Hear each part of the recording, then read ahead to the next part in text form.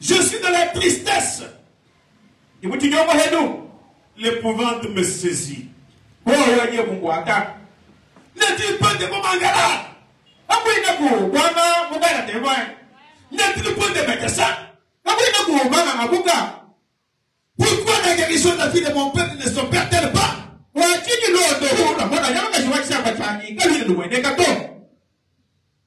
Il devait s'apprendre pour s'asseoir.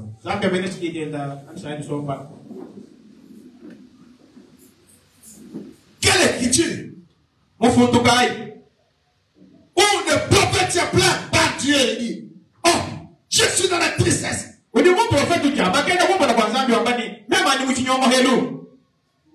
L'épouvante me saisit. Y a-t-il pas de bons manganades? Y a-t-il pas de médicaments? Y a-t-il pas de médecins? Mais pourquoi la guérison de ma vie ne s'opère pas? Je vais prendre ça pour prêcher quelque chose que j'ai intitulé le docteur William Branham.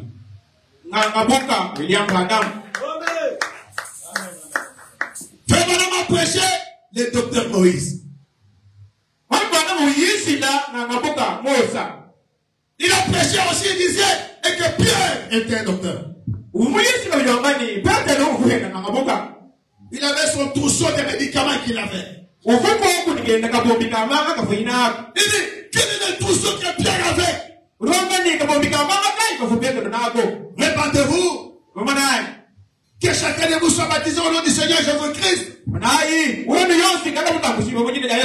pardon de vos péchés. Vous recevez le don du Saint-Esprit. Et ce trousseau-là donnait toujours la guérison. Moïse avait aussi son trousseau de médicaments. Je suis l'Éternel qui vous guérit de toutes vos maladies. Mais ici, je vais prêcher Frère Branham comme un médecin.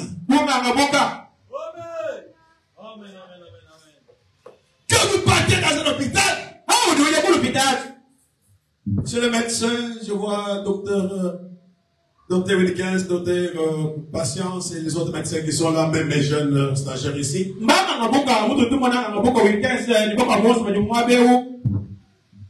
Lorsque vous partez chez les médecins, il doit d'abord poser les diagnostics.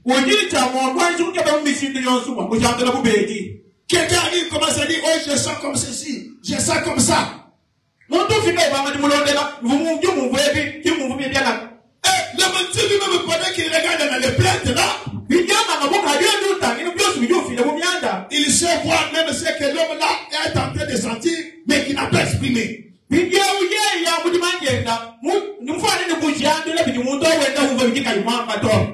Et par après, comment ça dit? Il prend le thermomètre, il met un peu. Il prend le tensiomètre, il met là-bas. Et oui, il essaie de regarder dans les yeux. Et enfin, il fait les examens. Il prescrit les examens. Et quand quelqu'un fait l'examen, et on dit, bon voilà, tout ce qui est là-bas, voici, en tout cas, c'est que la maladie que tu as, c'est ça. Dès que l'autre est en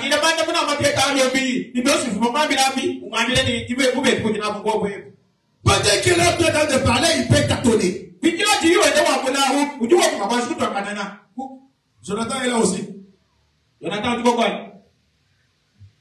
Donc, ce sont des médecins, comme je le disais. Et puis par après, lorsqu'il y a maintenant, il dit, voici ta maladie.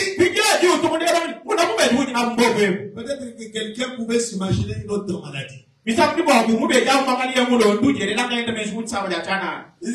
en tout cas, effectivement, le village.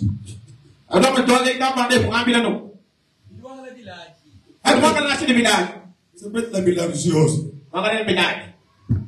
Lui peut s'imaginer une maladie. Et le médecin va regarder tout en souriant et dire non, ce n'est pas la meilleure chose. C'est tout simplement l'arthrose. Voici ce que les examens ont montré. Et frère, madame dit ceci. Dans Israël et la mer Rouge, deuxième partie, Israël à la mer Rouge. Deuxième partie, prêché le 27 mars 1953.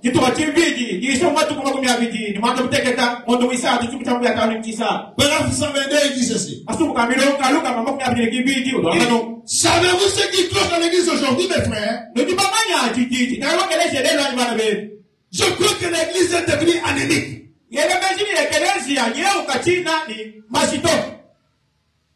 Elle a perdu du sang. Si par exemple j'étais médecin, et qu'un homme grand mesurant 1m20, 1m80 venait vers moi et disait, dis donc, docteur, je suis faible et je ne sais pas me lever. Je ne fais que chanceler. Je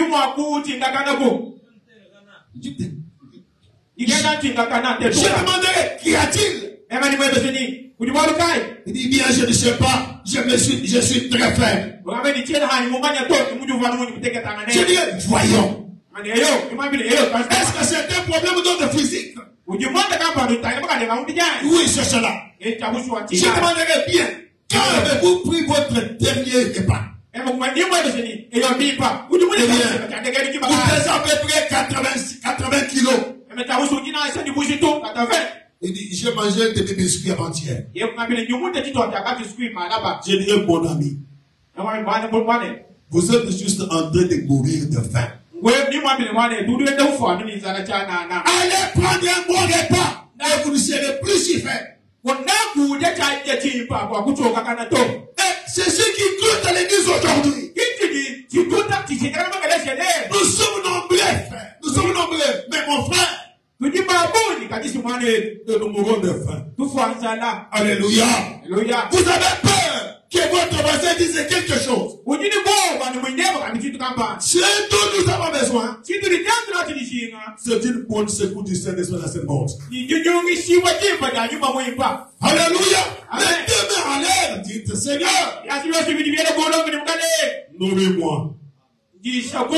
La boucle est l'armure sur nous. La boucle est l'armure sur nous. Nous continuons à marcher.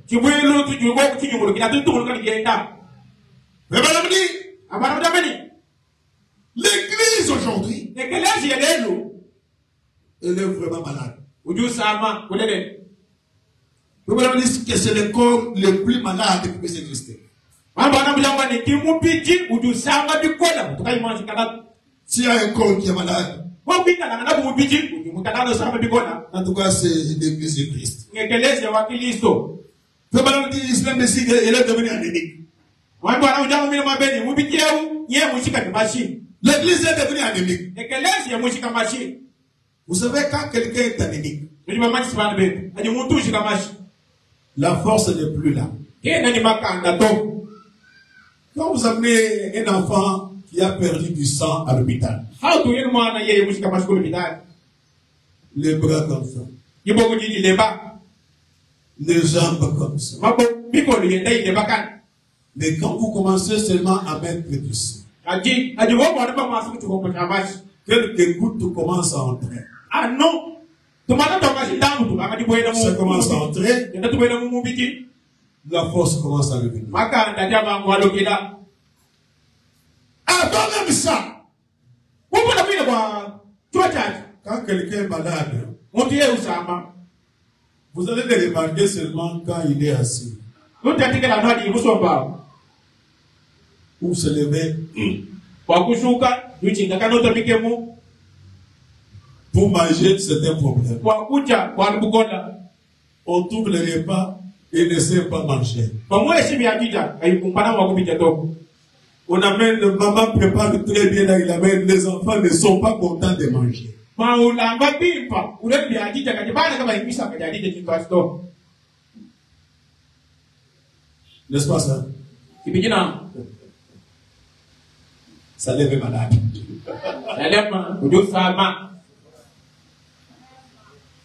C'est pourquoi je mets les diagnostics. Pourquoi? N'y a-t-il pas la parole? N'y a-t-il pas le prédicateur? Pourquoi les gens sont si malades? Pourquoi on peut prêcher comme si on prêche dans l'église catholique?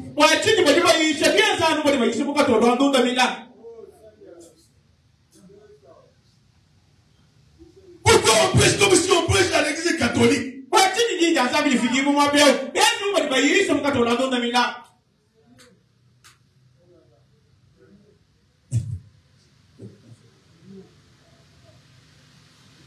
Les diagnostics des frères Banam est vrai.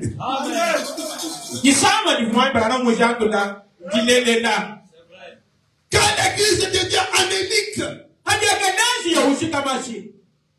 ou quelqu'un est faible, parce qu'il ne veut pas manger, ou quelqu'un arrive à l'hôpital, on diagnostique, j'avais oublié aussi un docteur Kazali qui est là-bas. Quelqu'un est malade. Il arrive à l'hôpital. On lui prescrit des médicaments. On lui dit que c'est 21 comprimés de quinine. Alors il commence à dire, en tout cas, c'est très amer. En tout cas, la quinine a toujours été amère. Mais on commence à dire, non, quoi d'abord? Il voit un comprimé. Deuxième. Troisième. Il commence à sentir un peu fort. Il prend les 18 ou les 17 comprimés. Il met dans la moire. Il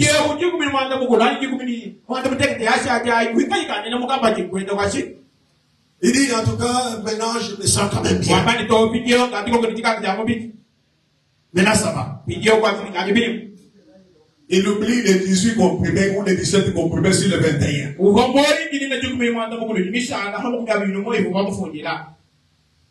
mois, une semaine après,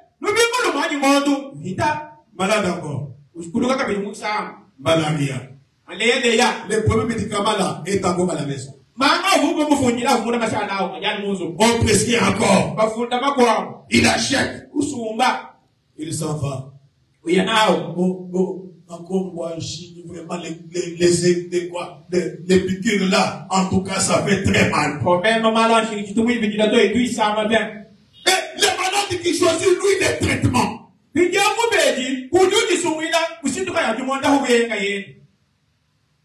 ne veut pas le traitement du médecin. Est-ce que cette maladie va terminer?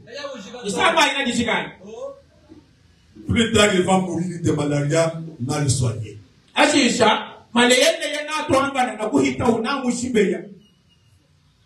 on va dire, mais on ne donne pas de médicaments. On va dans l'endroit où on trouve ce plein de médicaments comme ça. Qui n'a pas pris.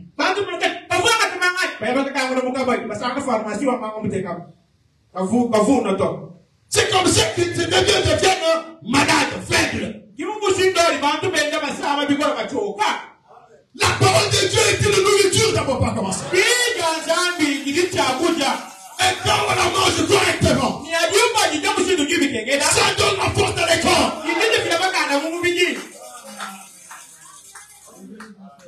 Lorsque l'esprit est malade, même le corps sourit. Quand l'esprit est malade, même le corps est entamé. Je vous dis la vérité. Quand quelqu'un a des problèmes, vous allez seulement regarder son visage. Il a des problèmes. Même la marche va même changer. Quand l'esprit est malade, même le corps est malade. Quelqu'un qui est là, et puis par après même le visage, tout. Qu'est-ce qui se passe?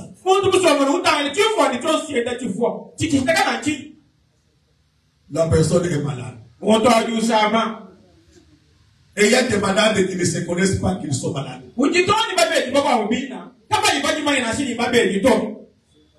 Quelqu'un est malade, mais ne connaît pas qu'il est malade.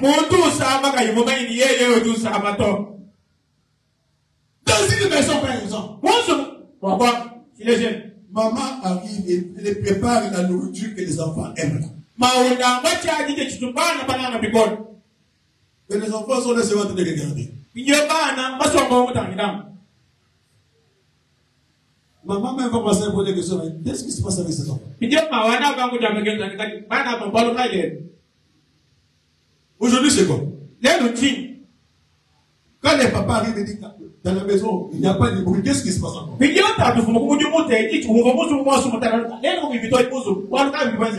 Ils sont malades ou quoi? Moi aussi, je comprends pas. C'est la condition de l'église aujourd'hui. L'église est malade.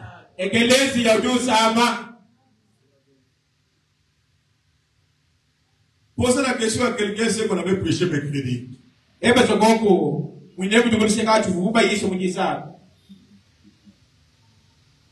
y en a qui ne connaissent même pas ce qu'on a prêché mercredi. Même ce qu'on a prêché le dimanche, peut-être les autres connaissent les gestes. Et pourtant, la parole de Dieu est une nourriture. Lorsque quelqu'un la mange, il y a la force à l'intérieur. Qu'est-ce que la parole de Dieu dit? La parole est une cure pour nos âmes et pour nos os. C'est une cure.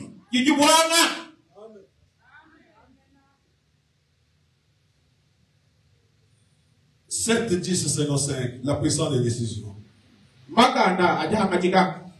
Regarde 50. Bon. Il parle d'abord des gens qui sont de quoi? Des gens, pendant qu'ils sont partis ramasser la manne dans le désert. Il dit, bon, ils sont allés ramasser cette manne. Vous savez? Et ils en ont trouvé, ils ont fait la manne cachée. Maintenant, madame dit, vous savez, David doit avoir goûté un peu. Il dit, avez-vous déjà goûté cette manne spirituelle? J'ai vu des gens en prendre tellement qui sont pour les chairs. J'ai vu des gens prendre cette manne spirituelle et sont pour les chairs. Je l'ai fait. C'est un vrai jubilé gastronomique, amen, spirituellement parlant. Oh là là. Cela vous rassasie, vous savez.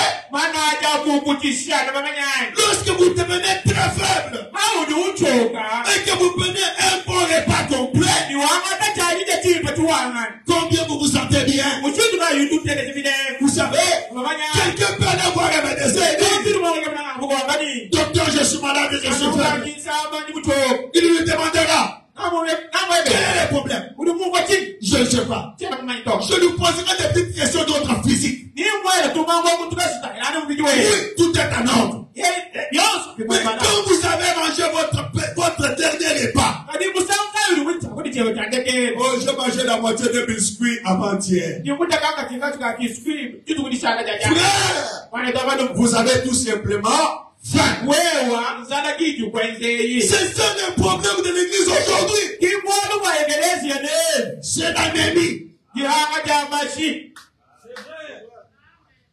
L'église a la maladie de l'anémie. C'est la première maladie de l'église. l'ennemi. Si nous sommes la Bible, frère, c'est un jet du sang de Christ dans les veines des croyants. Là nous vie,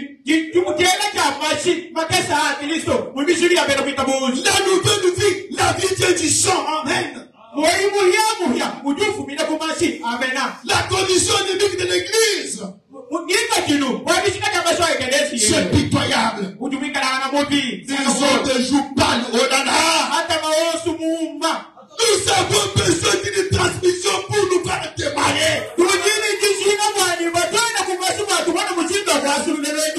C'est ce que nous voulons faire. Pour une transmission afin que nous puissions démarrer. Vous avez déjà vu un enfant anémique. C'est un enfant qui est toujours, ça va toujours pas. Il y a toujours des douleurs ici, des douleurs là-bas. Il ne sait pas faire de mouvement. Pendant que les enfants courent, il ne peut pas courir. Pourquoi? Il a un problème du sang. L'église aujourd'hui, le docteur Branham dit, l'église est anémique.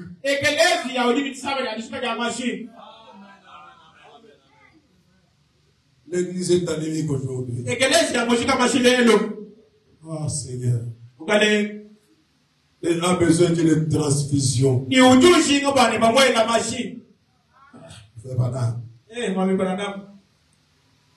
Comment les gens peuvent défendre la parole de Dieu?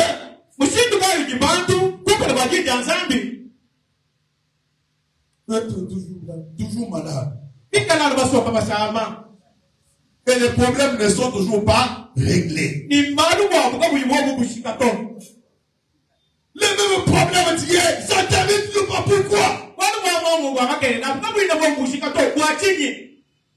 L'église est anémique.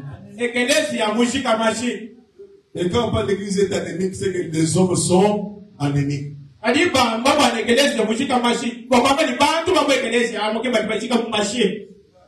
La force est partie. Les gens ne savent pas se réjouir de la parole de Dieu. La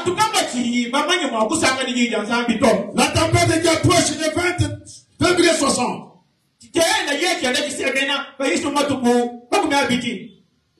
29 260. 29 260. C'est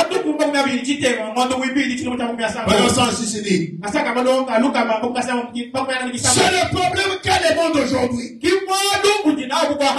C'est le problème qu'ont la plupart des églises aujourd'hui. Nous devenons anémiques. Ah, Seigneur. Nous devenons anémiques. Mon Dieu, pourquoi? Plus le sang est, c'est le diagnostic de frère Branham. Nous devenons anémiques. Oh, quand le sang est en train de partir,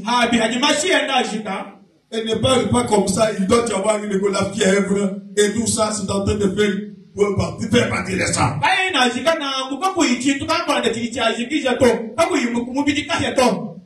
Nous avons besoin d'une transmission sanguine.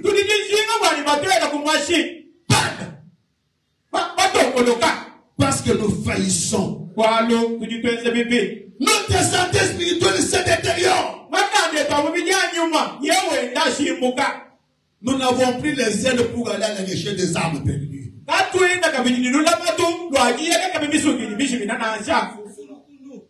Pour avertir les gens, pour gagner nos voisins. Gagner nos amis.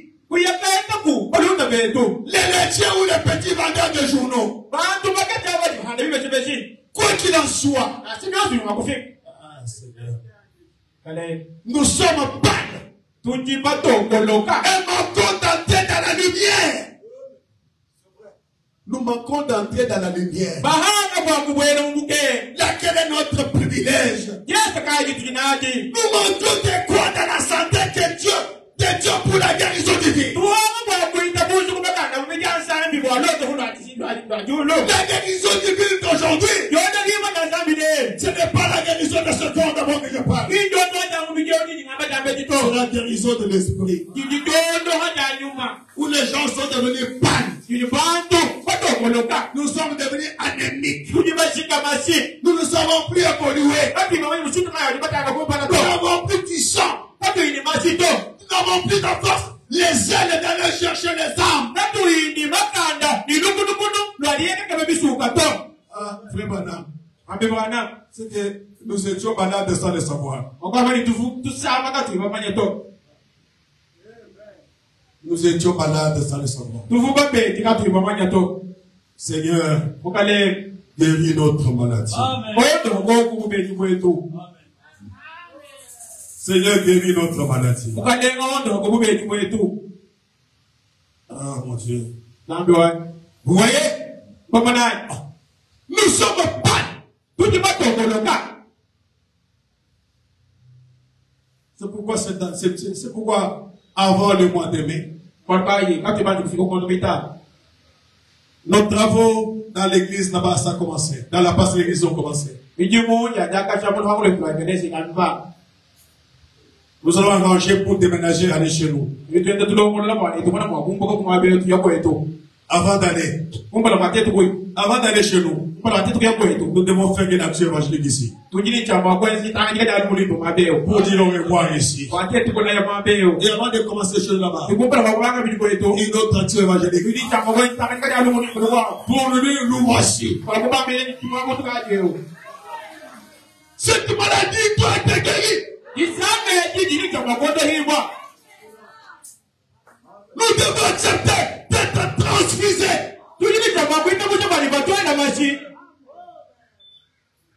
Nous devons accepter la transfusion sanguine pour que les sang puissent entrer, afin que nous puissions vivre encore. Les résultats de la décision pour pas nous dire encore une journée. Le 8 10 55. Pas quel caractère ici. Oh frère, ce soir vous vivez à la frontière. Traversez les Jourdain, c'est merveilleux. Il y a des témoins réservés de l'autre côté. Nous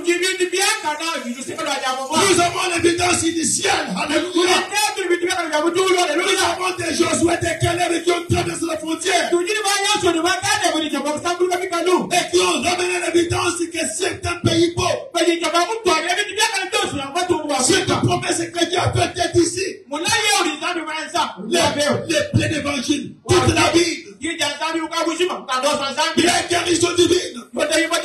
La réjouissance. La réjouissance. Le bonheur. La paix. Chaque chose que la Bible a promise. Chaque fruit est dans ce pays. Amen. Cela vous appartient si vous demandez. Mais la première chose qu'il faut faire, c'est traverser le Jourdain. Vous ne pouvez pas rester là dans le désert et attendre à recueillir cela. Et cela, les raisins ne poussent pas comme ça. Les raisins ne poussent pas dans le désert.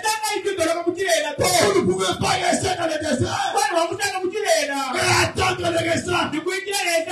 Vous devez traverser. C'est vrai. C'est cela les problèmes de l'église ce soir. Elle est devenue anémique. La force de traverser n'est pas là. Il n'y a pas de force de vous traverser. Parce qu'elle est devenue anémique. Elle a besoin d'une transfusion sanguine. Elle a le visage pâle. Oh Seigneur Jésus. Je voudrais que Salem puisse quitter cette balade. Que cette maladie d'anémie spirituelle puisse quitter ici.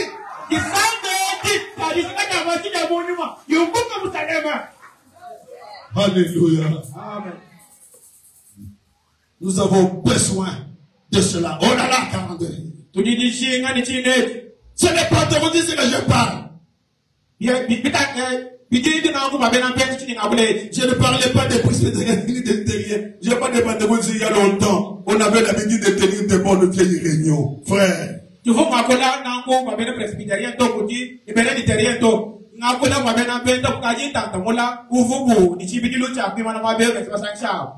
tous y venaient. Mais nous, là, tellement l'ennemi est là, maintenant ici. Même venir à l'église, on vient en retard, ou bien on s'absente. C'est plus compliqué avec l'ennemi spirituel.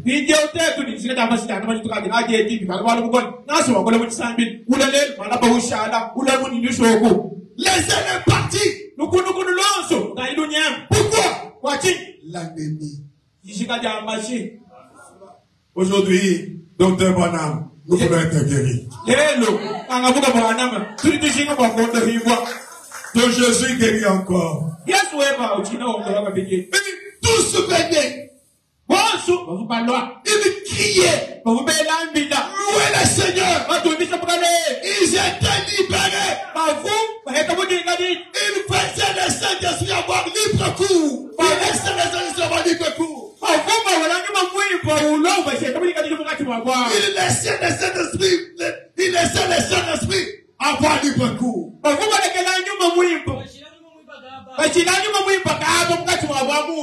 Entrez dans certains d'entre elles aujourd'hui, frère. Le thermomètre spirituel indique en dessous de 0.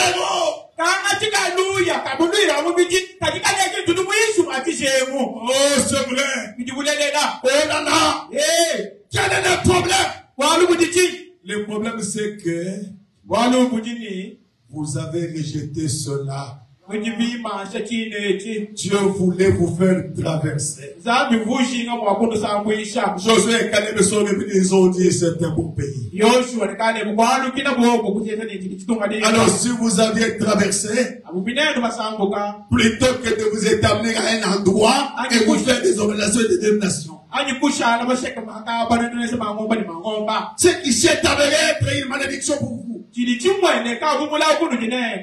Amen, amen. Amen. Si vous étiez resté juste comme vous étiez, tu aurais fait couler chaque don spirituel dans l'église maintenant. Et les noms seraient en cours. Oh là là. Mes bien-aimés frères, je vois que nous avons écouté les diagnostics de Dr. William Branham. Là, ce sont les symptômes qu'il a regardés. Qu'est-ce qu'il a fait? Il a vu notre fatigue. Il a dit l'église est devenue anémique. Quand quelqu'un est anémique, c'est terminé. La joie n'est plus. C'est comme une fois le pasteur, qu'est-ce qu'on appelle le pasteur Bombo. David Bombo Papemweli. Il avait une chanson, il y avait des chansons qu'il aimait beaucoup. Un jour, il nous a dit à l'église, on chantait, alors quoi vous mourir mon sauveur.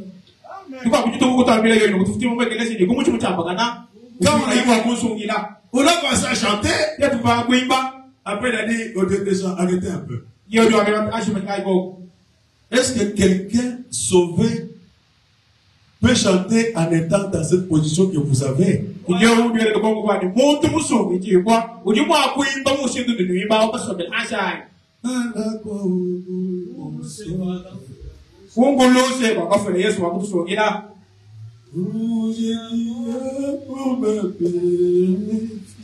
C'est vrai.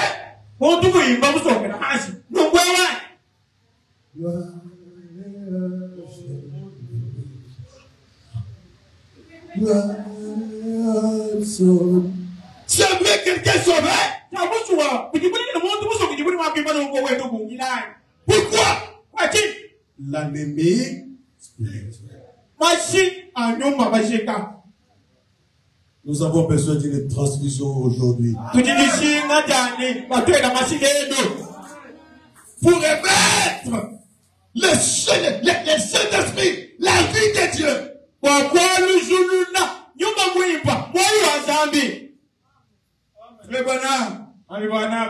Qu'est-ce qui a fait que l'église devient anémique? Qu'est-ce qui a fait que, quelle est la fièvre qui a commencé à faire sortir le sang? On parle de deux grandes maladies. Je vais parler de ces deux. La semaine, on va parler d'autres.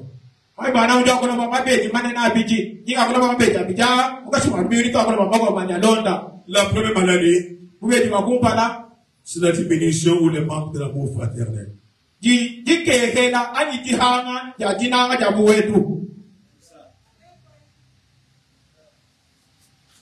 Nous voudrions voir Jésus. Le 16 mai 1957. Paragraphe 4. Maintenant, nous allons vous laisser sortir le plus tôt possible. Nous allons prier pour les malades et demander aux pécheurs d'accepter Christ. C'est le but de notre présence ici. Et nous ne présentons pas une certaine église, une certaine dénomination. Nous sommes simplement vos frères. Nous travaillons pour toutes les églises du Dieu vivant. Je crois qu'il y a un besoin de guérison ce soir. Plus grand qu'il y a les besoins de guérison physique. La guérison physique, c'est rien. Je crois que c'est la guérison spirituelle du corps les plus malades que je connaisse.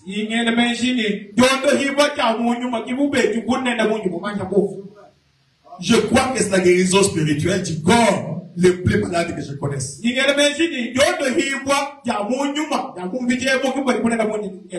Le corps de Jésus-Christ est le corps les plus malades que je connaisse.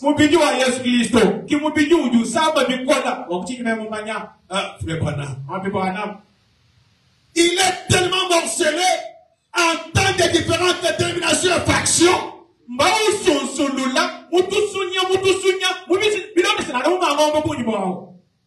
Et nous avons tellement morcelé en tête de différentes dimensions. Et nous essayons donc de faire de notre ami avec l'évangile pour guérir ce corps présent.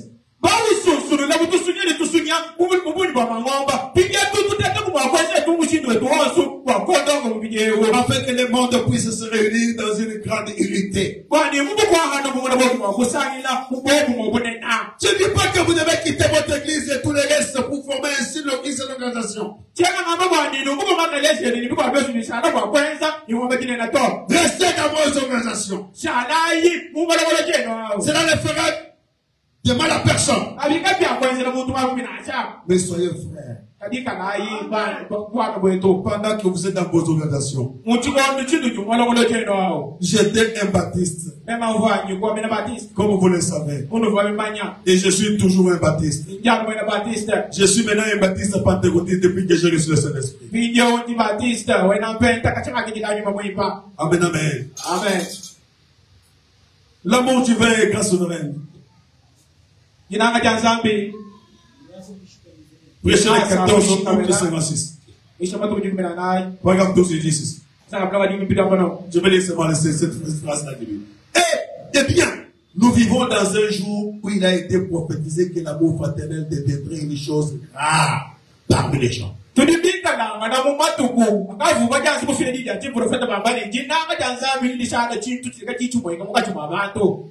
C'est vrai. Écoutez-le. Prêchez le 19 mai 1957. Paragraphe 30 dit ceci. Maintenant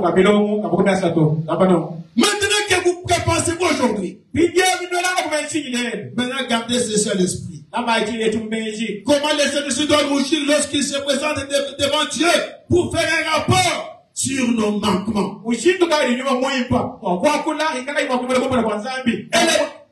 Sur les ismes et de ses enfants aujourd'hui. L'état des enfants aujourd'hui.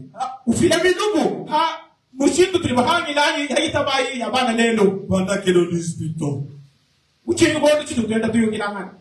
Nous nous disputons. Nous nous mettons dans tous nos états. Nous nous battons, nous nous querellons. Nous avons toutes sortes d'ismes et d'embryonnerie. L'amour fraternel a disparu. Toutes ces choses que Dieu avait placées dans l'église, nous passons par-dessus cela.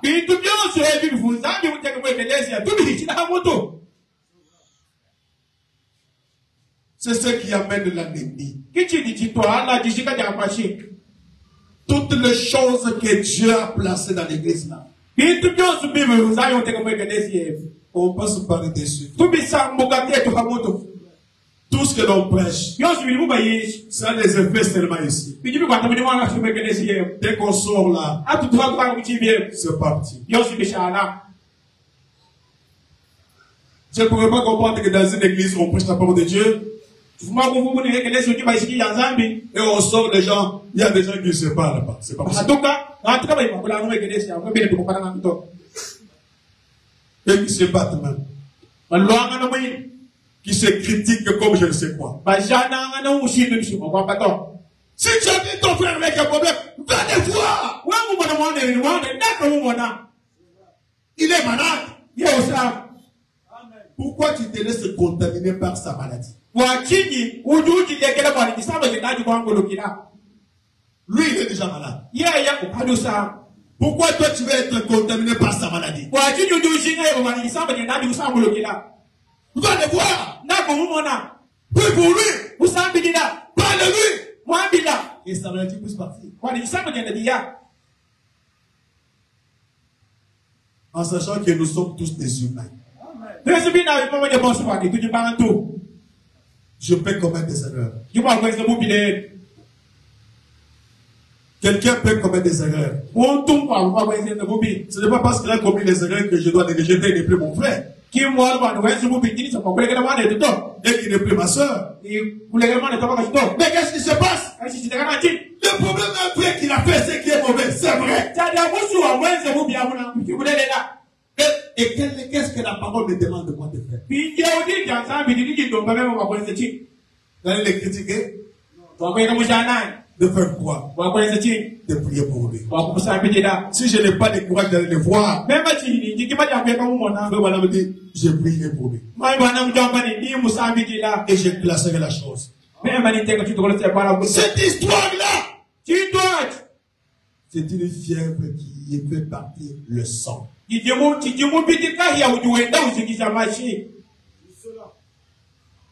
N'est-ce pas vrai?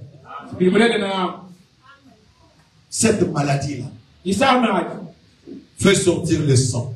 Et ça vous termine votre force. Vous ne saurez plus être actif dans votre cœur, dans votre esprit.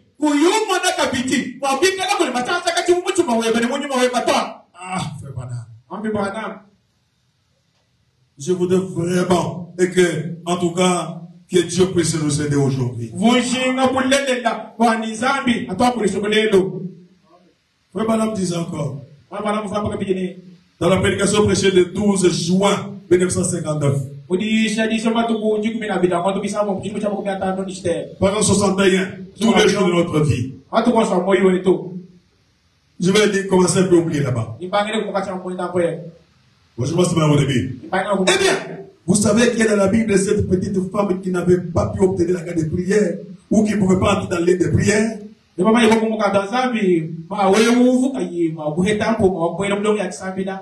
Mais elle a touché le bord de son vêtement. Et rappelez-vous de cela. Tout ce dont elle avait besoin comme cas de prière. Si elle avait eu la cas de prière sans ce genre de foi, elle n'aurait jamais été guérie. Mais elle avait la foi sans la cas de prière. Sans cas de prière. C'est tout ce qu'il faut. Et c'est tout ce qu'il faut avoir. Et la foi sans la cas de prière. Vous pouvez être guéri, croyez-vous cela? Je vous fais seulement comprendre que Dieu est toujours Dieu. Il vous répondra. Je suis tout simplement. Il dit, levez par ici. Tous ceux qui sont par ici, qui n'ont pas de cas de prière, levez la main. Il dit, mais non, je pense que c'est partout, je pense que ça vient de partout. C'est un monde malade, n'est-ce pas? C'est un monde malade, n'est-ce pas? Mais connaissez-vous le corps le plus malade sur la terre? Je le dis avec révérence. Ce n'est pas pour faire, c'est pas pour être sacrilège. Que Dieu me pardonne si c'est que je dis, si je dis ce qu'il ne faut pas. Le corps de Jésus-Christ a besoin de la guérison. Et ne peut être guéri que par l'amour fraternel. C'est le corps le plus malade que je connaisse. Il est complètement brisé en morceaux et déchiré. Oh Dieu, je prie pour la guérison de ce corps. Et c'est vous qui êtes membre de ce corps. Mais si Dieu vous guérit physiquement et spirituellement, et faites de vous ce que vous deviez être. Eh bien, touchez son vêtement ce soir. Et il sera Dieu là tout autant qu'il est Dieu ici. Est-ce que vous comprenez? L'amour fraternel au départ. Les gens pouvaient exposer leur vie pour les autres.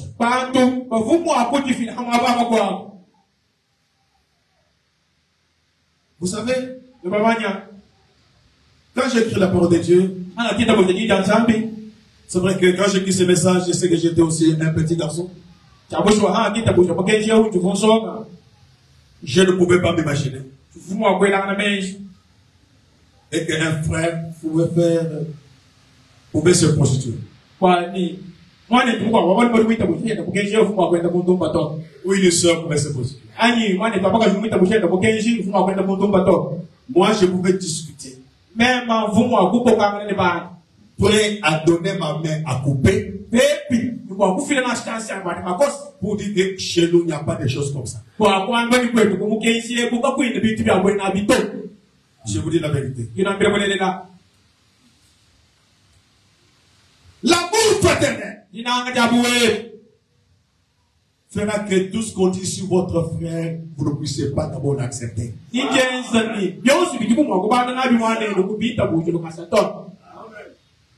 Oh, tel frère est comme ça. Oh. Je ne crois pas. Oh, toi tu ne crois pas? Je ne crois pas. Si quelque chose comme dit peut travailler sur mon amour fraternel, je ne crois pas. Pourquoi? Je ne veux pas qu'il puisse y avoir une racine d'amertume dans mon cœur. Parce que cette racine va rendre tout mon corps amer. Et je vais manquer du sang.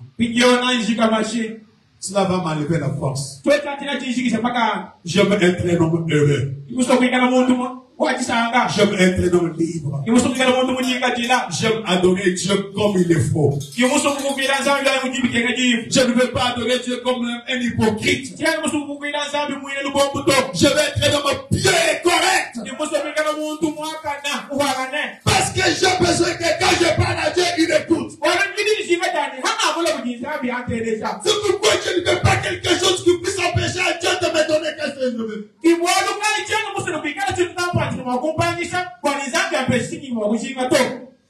Alléluia. Amen.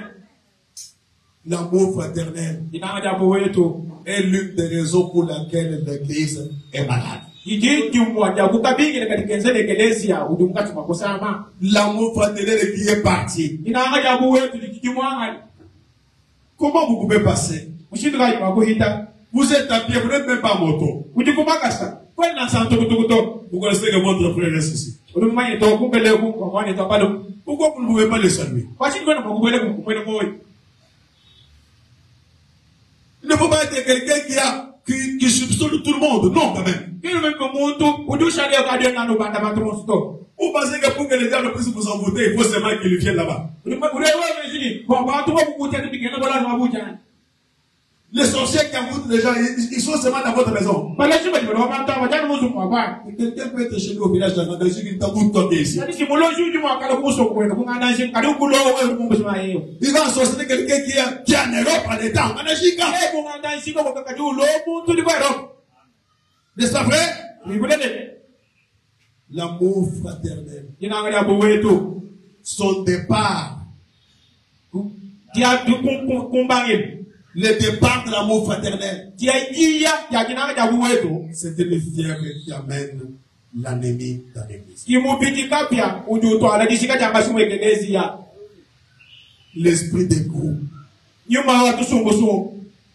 C'est un esprit qui apporte l'ennemi dans l'église.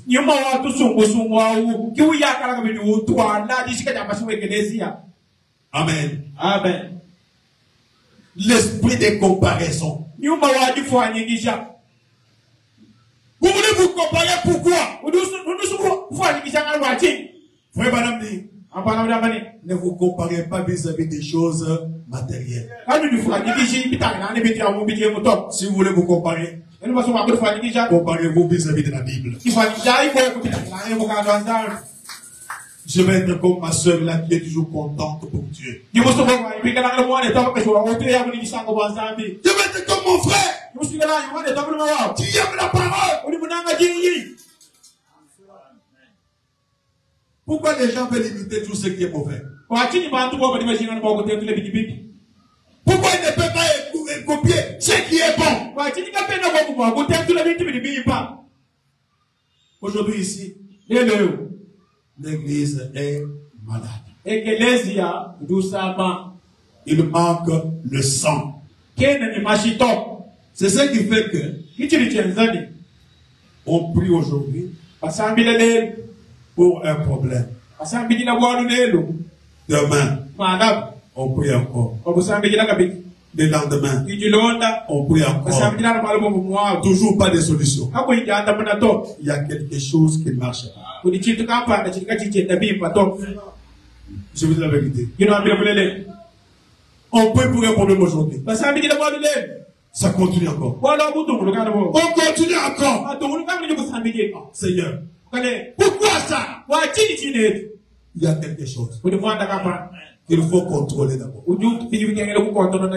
Commencez par dire, mais pourquoi ça ne marche pas? Qu'est-ce qui se passe à moi qui fait que la chose n'est toujours pas résolue? Est-ce que celui qui prie mal? Je ne crois pas. Est-ce que les promesses sont vraies? Oui, c'est vrai. Mais pourquoi il n'y a pas de guérison? Comme le prophète a dit, pourquoi il n'y a pas de guérison? N'y a-t-il pas de bon? N'y a-t-il pas de médecin? Pourquoi il n'y a pas de guérison? Pourquoi ça continue? La deuxième maladie, je termine par là. C'est la peur. La peur. La peur est une chose qui amène quelqu'un à être anémique. Quand quelqu'un a peur, même manger physiquement, ça devient un problème. N'est-ce pas vrai? La peur, c'est une grande maladie. Quand quelqu'un a peur, tout devient mauvais. Tout devient difficile. La peur.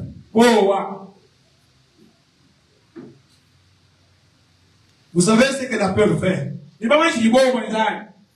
Ça va vous faire trembler les jambes.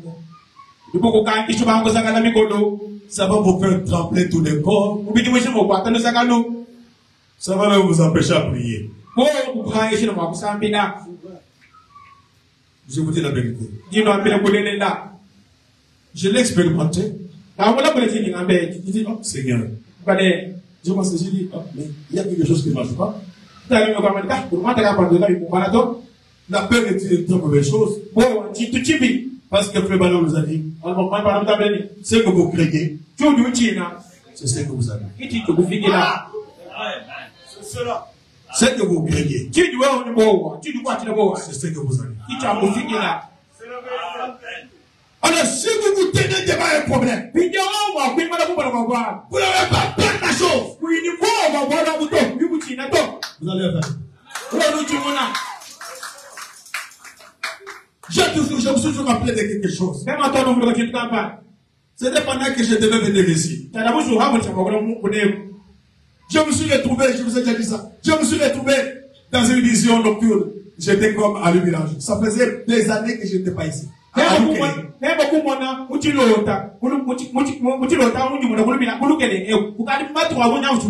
Ça faisait d'abord plus de 20 ans que je n'étais pas venu ici à Bujumaï.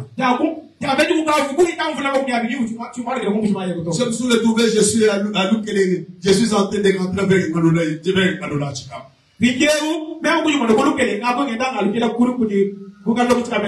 Alors pendant que je marchais, je suis en train de rentrer, quand je fais un pas comme ça, dès que je soulève,